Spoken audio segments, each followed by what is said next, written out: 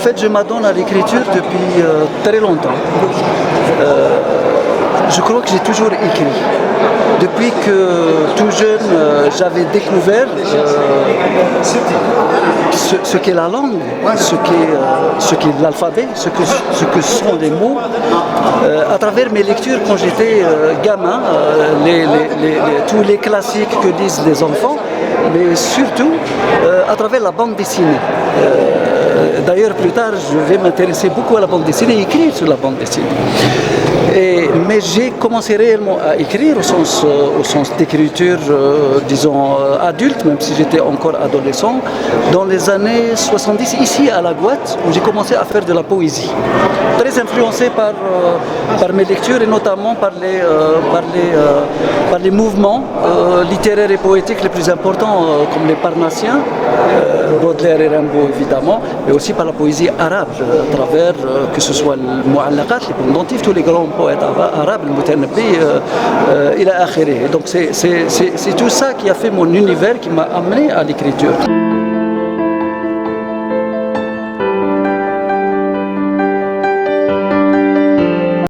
Qu'est-ce que j'ai écrit jusqu'à aujourd'hui? Moi, je suis un écrivain très éclectique, comme on dit. C'est-à-dire que j'ai écrit beaucoup de choses, relativement dans des domaines assez différents les uns des autres. Mais si je devais me définir réellement, je dirais que je suis d'abord un poète. J'ai écrit de la poésie, j'ai écrit beaucoup de poésie, jusqu'à aujourd'hui. Donc, en plus des essais qui ont touché au domaine du journalisme et de la bande dessinée, je me suis essayé au récit ou au roman, comme on dit, et j'ai écrit deux ouvrages. L'un s'appelle Haïzia, princesse d'amour des Ibans. Il est inspiré donc de cette grande histoire d'amour de Haïzia, qui a été écrite par Mohamed Ben Kitoun, qui est très connu, donc chantée par les plus grands, Khalifa Ahmed, etc. Et après Haïzia, je me suis dit, je vais m'intéresser à l'histoire de ma ville natale, donc la Guatte, et là je me suis attaqué à un autre récit, qui est la Guatte, la ville assassinée, ou le point de vue de Fromentin. L'un est sorti en 2018 et le deuxième en 2019. Actuellement, je suis en train de préparer un troisième roman qui porte sur un autre thème. Donc ça, en gros, disons que ce sont des ouvrages qui touchent à la littérature, qui touchent au domaine de l'essai, mais aussi je me suis intéressé au récit ou à la nouvelle, et j'ai écrit La cuillère et autres petits riens. D'ailleurs, c'est par ce petit ouvrage de rien du tout, où il y a une quarantaine de récits qui commencent tous par je me souviens, ou bien mon père raconte, ou bien ma mère raconte, et tous ces récits, ce sont des récits de l'enfance et de l'adolescence qui se passent à la Guatte, ici. Et cet ouvrage que j'ai sorti sans grande prétention, il y a quelques années déjà, ça fait pas mal de temps, quand j'ai sorti dans ma propre maison d'édition d'ailleurs, je ne m'attendais pas qu'il allait avoir autant d'écho et autant de succès. Il a eu autant de succès qu'on est à la 4e édition, on est en train de le traduire du français vers l'arabe, il a été publié en France aux éditions Zellej, et on vient, il y a à peine quelques mois, donc au dernier salon du livre d'Alger, de sortir la 4e édition revue et augmentée. Donc voilà un ensemble de domaines auxquels je touche.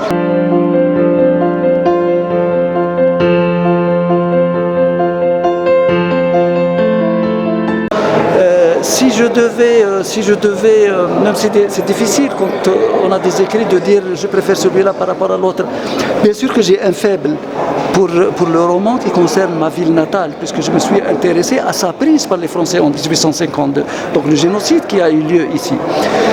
Bien sûr que ce roman a été à la fois pour moi une aventure extraordinaire, mais en même temps, ça a été une grande douleur de rentrer dans ça et de voir tout ça. C'est un roman à deux voix, comme on dit, puisque je dialogue avec Fromentin, Eugène Fromentin, le peintre écrivain.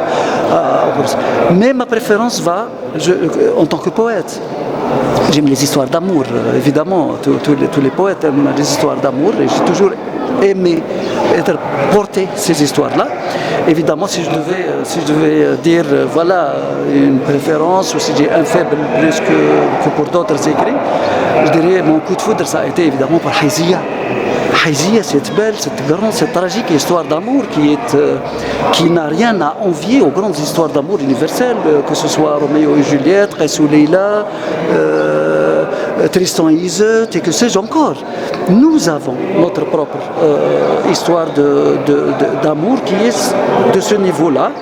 Et j'ai toujours dit, je rêve de voir un jour le roman adapté sous forme de film, mais un film fait avec de grands moyens et qui va parler au monde comme les grandes histoires d'amour qui ont fait pleurer dans les chaumières, comme les histoires que j'ai citées, mais plus proche de nous, comme cette belle histoire qui s'appelle Love Story, qui est un tout petit livre, mais qui a un succès énorme.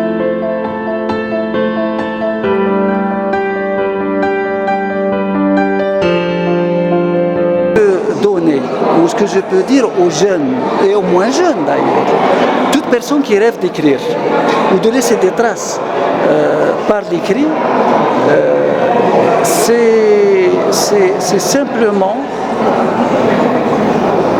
de lire.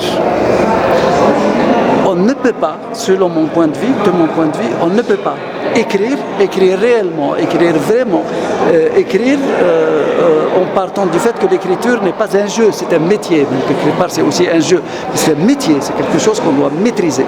Si on n'a pas lu ceux qui nous ont précédés, les grands écrivains de toutes les littératures, je ne parle pas de la littérature algérienne uniquement, et dans toutes les langues qu'on peut maîtriser, je ne vois pas comment on peut écrire quelque chose ou devenir un bon écrivain. C'est la première chose, c'est la lecture. Rentrer dans l'univers de la fiction, de l'imaginaire, de l'imagination des autres, de l'autre. Ça, c'est capital.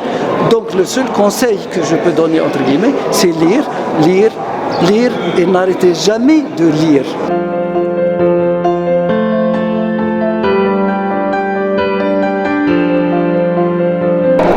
Alors peut-être que ça sera la chose la plus intéressante que je vais dire. Parce que le jour où j'ai tout à fait par hasard découvert les mots de Khawla, je me suis dit c'est quoi ça?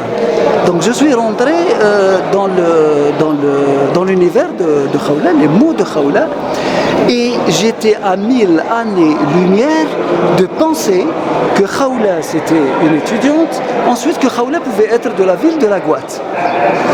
Et j'ai pensé à une Khawla qui est une amie à moi que je connais très très bien, qui est un professeur à la fac, elle est une parfaite bilingue, elle maîtrise beaucoup de langues, mais elle est surtout une parfaite bilingue qui enseigne la traduction, que vous voyez à qui je fais allusion, donc Khawla Talib Ibrahimi. Je me suis dit, c'est mon ami Khawla qui a fait les mots Khawla. Et c'était si bien fait quand j'ai écouté, parce que souvent je vois des comptes rendus et des choses comme ça, j'écoute 2 minutes et après je zappe parce que c'est pas intéressant. Quand j'ai entendu ces critiques, entre guillemets, ces lectures, ces notes de lecture sur des œuvres différentes, en arabe et en français, s'il vous plaît, et avec cette passion pour la littérature, cet amour des mots, et ça se voyait tout de suite que la personne qui a fait ça a lu l'œuvre avec un crayon à la main, a lu l'œuvre en allant au-dedans, pas une lecture superficielle ou en diagonale. Je dis, mais c'est pas possible, ça existe ça. Et quand il y a eu les premiers échanges, j'ai su qui était vraiment Khawla et qui se cachait entre guillemets derrière les mots de Khawla. Et quand on a commencé à échanger, on a parlé de mes ouvrages et des choses qui pourraient se monter à l'avenir par rapport à la littérature, etc., etc. Et que j'ai su que vous étiez de ma propre ville, je me suis dit, mais dans cette ville, il y a, contrairement à ce que beaucoup de gens pensent, et notamment des gens de cette ville qui pensent que c'est une ville, souvent j'entends cette expression, qui est morte, qui est recouverte par la poussière, les gens sont des fainéants, ils passent leur temps à ne rien faire, etc. Je me suis dit, il y a de l'espoir et il y a beaucoup d'espoir et cet espoir il porte un nom, il porte beaucoup de noms que je connais, mais il porte aujourd'hui un autre nom et c'est celui de Khawla.